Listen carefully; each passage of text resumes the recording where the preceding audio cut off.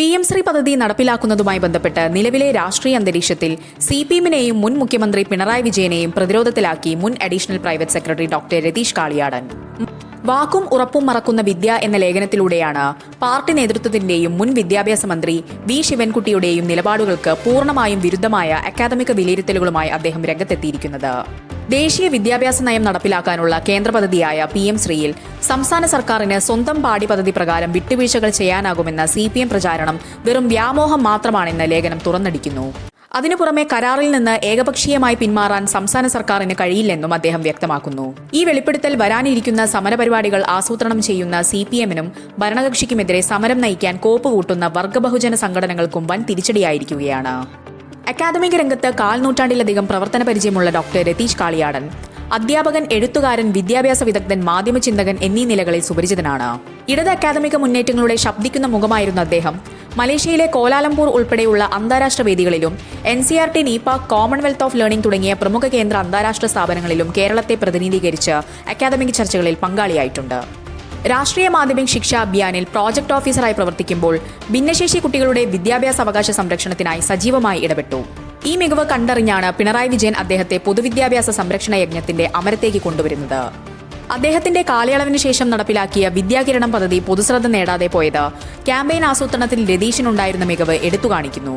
സ്കോൾ Kerala executive director പദവിക്ക് ശേഷം 2021 കണ്ണൂർ പാർട്ടിയുടെ എതിർപ്പുകൾ മറികടന്നാണ് പിണറായി വിജയൻ അദ്ദേഹത്തെ അഡീഷണൽ പ്രൈവറ്റ് സെക്രട്ടറിയായി ഒപ്പം കൂട്ടിയത്. തുടർന്നുള്ള ജനസമ്പർക്ക പരിപാടികൾ, നവകേരള സദസ്സ് എന്നിവയുടെയൊക്കെ അണിയറ സംഘാടകനായി പിണറായിയുടെ വിശ്വസ്തനായി അദ്ദേഹം കൂടെയുണ്ടായിരുന്നു. വിവാദത്തിന് ആധാരമായ ലേഖനത്തിലെ പ്രധാന കണ്ടെത്തലുകൾ: 6 ആരകാലുകളിൽ പണിത സൗധം. ദേശീയ വിദ്യാഭ്യാസ നയം 2020 വിവിധ അധ്യായങ്ങൾ കൂട്ടിയിണക്കി ഉണ്ടാക്കിയ പദ്ധതിയാണ് PM ശ്രീ സ്കൂളുകൾ എന്ന് ലേഖനം പറയുന്നു. അക്കാദമിക കാര്യങ്ങളിൽ കേന്ദ്രം ഇടപെടില്ലെന്ന മുൻ സർക്കാരിന്റെ വാദം തള്ളുന്നതാണ് ഇത്. സംസ്ഥാനത്തിന്റെ സ്വന്തം പാഠപുസ്തകങ്ങളും പാഠ്യപദ്ധതികളും ഉപയോഗിച്ച് ഹലാലാക്കി PM ശ്രീ നടപ്പിലാക്കാമെന്ന വാദങ്ങൾ വെറും വ്യാമോഹം മാത്രമാണ് എന്ന് അദ്ദേഹം വിലയിരുത്തുന്നു. വിദ്യാഭ്യാസ വകുപ്പ് മന്ത്രിസഭയുടെ പരിഗണനയ്ക്ക് കൊണ്ടുവന്ന വിഷയത്തിൽ ചില മന്ത്രിമാർ എതിർപ്പറിയിച്ചതിനെ തുടർന്ന് മാറ്റിവെക്കുകയായിരുന്നു. എന്നാൽ മന്ത്രിസഭയുടെ അനുമതിയില്ലാതെ ഒപ്പുവെച്ചത് ഗുരുതരമായ അപാകതയാണെന്ന് ചൂണ്ടിക്കാണിക്കുന്നതിലൂടെ അന്ന് എതിർപ്പുയർത്തിയ CPI മന്ത്രിമാരുടെ നിലപാടിനെയാണ് അദ്ദേഹം വ്യംഗ്യമായി പിന്തുണയ്ക്കുന്നത്. പിന്മാറ്റം അസാധ്യം. കരാറിൽ നിന്ന് ഏകപക്ഷീയമായി പിന്മാറാൻ സംസ്ഥാന സർക്കാരിന് കഴിയില്ലെന്ന് രതീഷ് വ്യക്തമാക്കുന്നു. മുൻ മുഖ്യമന്ത്രിയുടെ വിശ്വസ്തനിൽ നിന്ന് തന്നെ ഇത്തരമൊരു തുറന്നെഴുത്തുണ്ടായത് CPM അണികളിലും നേതാക്കളിലും വലിയ തരംഗമാണ് സൃഷ്ടിച്ചിരിക്കുന്നത്. പിണറായി വിജയന്റെ ആശയങ്ങൾക്കും പാർട്ടി നിലപാടുകൾക്കും വിരുദ്ധമായി പരസ്യ നിലപാടെടുത്ത ഡോക്ടർ രതീഷ് കാളിയാടിനെതിരെ കടുത്ത സംഘടനാ നടപടി ഉണ്ടാകുമെന്നാണ് സൂചന. മുൻ സർക്കാരിന്റെ ഭരണപരമായ വീഴ്ചകളും രാഷ്ട്രീയ ഇരട്ടത്താപ്പും സ്വന്തം അഡീഷണൽ പ്രൈവറ്റ് സെക്രട്ടറി തന്നെ അക്കമിട്ട് നിരത്തിയതോടെ പ്രതിപക്ഷത്തിന് പുതിയൊരു രാഷ്ട്രീയ ആയുധം കൂടിയാണ് കൈവന്നിരിക്കുന്നത്. PM ശ്രീ പദ്ധതിയിൽ CPM-നെ വെട്ടിലാക്കി പിണറായി വിജയന്റെ മുൻ അഡീഷണൽ PS-ന്റെ ലേഖനം ചർച്ചകളിൽ.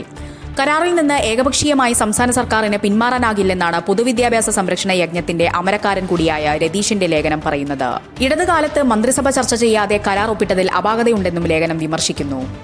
PM ശ്രീയിൽ നിന്ന് പിന്മാറണമെന്നാണ് SFI മുതൽ CPM നേതാക്കൾ വരെ UDF സർക്കാരിനോട് ആവശ്യപ്പെടുന്നത്. എന്നാൽ നിങ്ങൾ ഒപ്പിട്ട കരാറിൽ നിന്ന് ഏകപക്ഷീയമായി പിന്മാറ്റത്തിന് വ്യവസ്ഥ പ്രകാരം സാധ്യമല്ലെന്ന് UDF. തർക്കം തുടരുമ്പോഴാണ് CPM വാദത്തെ ദുർബലപ്പെടുത്തി രതീഷ് കാളിയാടന്റെ ലേഖനം. വ്യവസ്ഥ അനുസരിച്ച് കേന്ദ്രവും സംസ്ഥാനങ്ങളും യോജിപ്പിലെത്തി മാത്രമേ മരവിപ്പിക്കലിന് സാധ്യതയുള്ളൂ എന്നാണ് ലേഖനം പറയുന്നത്. സംസ്ഥാനങ്ങൾക്ക് ഏകപക്ഷീയമായ പിന്മാറ്റത്തിന് വ്യവസ്ഥയില്ല.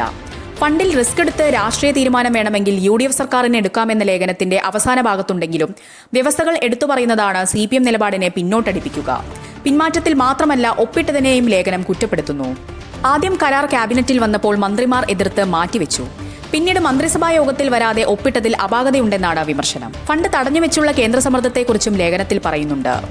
സർക്കാർ നിയോഗിച്ച മന്ത്രിസഭാ ഉപസമിതി അടുത്തയാഴ്ച റിപ്പോർട്ട് നൽകാനിരിക്കെയാണ് മലയാളം വാരികയിലെ ലേഖനം.